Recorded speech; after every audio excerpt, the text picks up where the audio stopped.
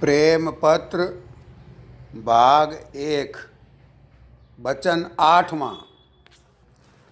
भेद संत मत का। जितने मत की दुनिया में जारी हैं, सबका मतलब यह है कि मुक्ति या नजात हासिल हो। मुक्ति बंधन और जन्म मरण से छूटने और परमानंद को प्राप्त होने को कहते हैं।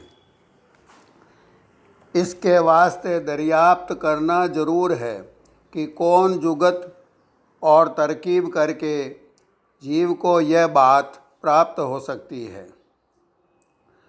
दुनिया में जो जो सुख की उम्र भर उनकी चाह करके हासिल होते हैं, सब नाशवान हैं। संत कहते हैं कि ऐसा देश भी है जहाँ अमर सुख और अमर आनंद है। यहाँ इस लोक में दुख सुख मिला हुआ है, अगरचे चैतन्य आनंद स्वरूप है, पर उस पर माया के गिलाफ चढ़े हुए हैं। उनमें बंधन करके दुख सुख होता है। जैसे जागृत में देह का बंधन करके दुख सुख मालूम होता है, पर स्वप्न में जो कि सूरत की धार देह के मुकाम से किसी कदर हट जाती है, तो इस देह का दुख सुख मालूम नहीं होता।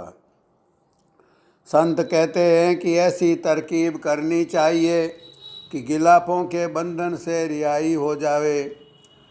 सब मतों में किसी न किसी सूरत की नकल की पूजा बताते हैं, या किसी निशान की पूजा, या पोथी वगैरह की, जैसे कि नानक पंथी ग्रंथ को गुरु मानते हैं।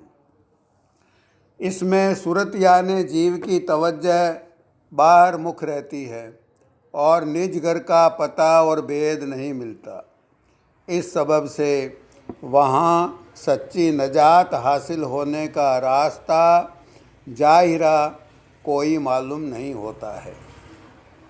और वास्ते हासिल होने सच्चे उद्धार या मुक्ति के जरूर है कि ऐसी तरकीब मालूम होनी चाहिए कि जिससे सूरत यानी रूह का भंडार की तरफ लौट ना होवे। सूरत का देह में दिमाग की तरफ से आना और मरते वक्त उसी तरफ ऊपर को खिंच जाना इन आँखों से साफ दिखलाई देता है। और सब कहते हैं कि मालिक सब जगह है और जीव उसकी अंश है। वह मालिक आनंद स्वरूप है और जीव जो उसकी अंश है, यह भी आनंद स्वरूप है। यानी जीव एक किरण उस आनंद स्वरूप सूरज यानी भंडार की है, पर इसका उस भंडार से जुदा होकर इस दुनिया में जड़ पदार्थों के साथ मुहब्बत करके बंधन हो गया है। और जितना कि स्वाद रस और मज़ा है, सब सूरत की धार का है। इसकी धार जिस इंद्रिय के मुकाम पर आती है, तब उस इंद्रिय के भोग का रस और मज़ा मालूम होता है।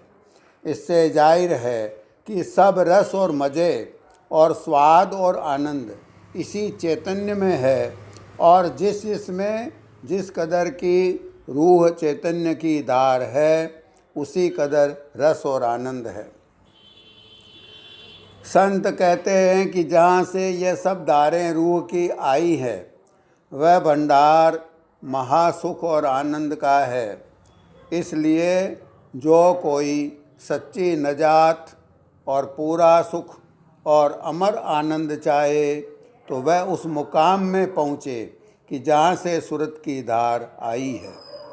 वह देश भी अमर है, वहाँ का सुख भी अमर और अपार है, और यह सूरत भी वहाँ पहुँचकर विदेह यानी गिलाफों से अलहदा हो जावेगी। दुख सुख सिर्फ माया की मिलोनी यानी देह या गिलाफों के साथ बंधन और भोगों की चाह के सबब से होता है। इस वास्ते भोगों की चाह कम करके और गिलाफों से रूह को हटाकर जिस कदर फुर्सत मिले उस कदर वक्त अपना सूरत और मन की सफाई और चढ़ाई में खर्च करे। संत इसकी तरकीब बताते हैं। उसके मुआफिक कार्रवाई करना चाहिए। जैसे कि जागृत में सूरत की बैठक आँख में है, चाहिए कि इसी मुकाम से उस ऊंचे देश की तरफ जिसको राधा स्वामी धाम कहते हैं और जहाँ से शुरू में सूरत का उतार हुआ है, आहिस्ता आहिस्ता चलावे। सच्चे मालिक का नाम सत्य पुरुष सद्गुरु दयाल राधा स्वामी है और उन्हीं के चरणों में पहुंचना है। और मालूम हो कि तरकीब संतों के अभ्यास की ऐसी आसान है कि जिसको लड़का, जवान, बूढ़ा, स्त्री और पुरुष, पढ़ा और अनपढ़, गृहस्थ और विरक्त सब कर सकते हैं। एक नशे की चीज़ और गोश्त का खाना मना है। गोश्त खाने से दिल सख्त और मोटा होता है और उसकी तवज्जो बाहर की तरफ होती है। जिस जानवर का कि गोश्त खाया जाएगा उसका भी असर तबीयत में आवेगा और नशे की चीज़ के इस्तेमाल से दिमाग की रगों में खलल पैदा होता है। और एक दूसरी यह भी शर्त है कि अभ्यासी किसी शख्स को अपने जाति फायदे या मतलब के लिए दुख न दे। मन करके, वचन करके या काया करके और जहाँ तक बन सके सबको सुख पहुँचावे, नहीं तो दुख देने से तो बचे। और खाने पीने में इस कदर होशियारी रखे कि बहुत पेट भर के न खावे, किसी कदर हल्का रहे जिससे सुस्ती और नींद न आवे। सिर्फ ये शर्तें दरकार है। और बाकी अभ्यास की तरकीब ऐसी है कि बहुत आराम के साथ उसकी कार्रवाई हो सकती है और सब जगह और सब वक्त बन सकता है। किसी तरह की रोक टोक नहीं है और इस अभ्यास में श्वास का रोकना नहीं होता है। और मतों में श्वास का रोकना बताया है। इस सबब से वे अभ्यास किसी से नहीं बने और उसमें संयम और खतरे सख्त हैं। इस सबब से गृहस्थी से तो वह अभ्यास हरगिज नहीं बन सकता और विरक्त के वास्ते भी मुश्किल और ख़तरनाक है। अब चाहिए कि सूरत को आशा अपने निज घर की बंधवा कर आहिस्ता आहिस्ता चलावे। जो ऐसी आशा दृढ़ रही तो आहिस्ता आहिस्ता काम चल निकलेगा, पर इसकी मियाद मुकर्रर नहीं हो सकती कि किस कदर कितने अरसे में यह काम पूरा होगा। यह अनुरागी के शौक़ पर मुनस्सर है। जिस कदर शौक़ तेज होगा उसी कदर रास्ता जल्दी तय होगा। चलने का रास्ता यह है कि जिस धार पर या सड़क से की सूरत आई है उसी रास्ते जाना होगा। रचना में कुल कारखाना धारों का है, ख्वाह वे नज़र आवें या नहीं। जैसे जब हम देखते हैं तब रोशनी की धार आती है, जब सुनते हैं तब शब्द की धार, जब सूंघते हैं तब खुशबू या बदबू की धार आती है। और सूरज की रोशनी यहाँ किरणों के वसीले से आती है। ऐसे ही सूरत किरण जिस धार पर की उतर कर आई है उसी धार पर उसको सवार कराकर ऊंचे की तरफ को चलना चाहिए। आदि जहूर कुल्ल मालिक का शब्द है और वही जान की धार है। और जहाँ धार होगी वहाँ शब्द भी जरूर होगा, और शब्द की बराबर कोई रास्ता दिखाने वाला और अंधेरे में प्रकाश करने वाला नहीं है। इस वास्ते चाहिए कि शब्द को पकड़कर चढ़े और उसका भेद भेदी से मिल सकता है।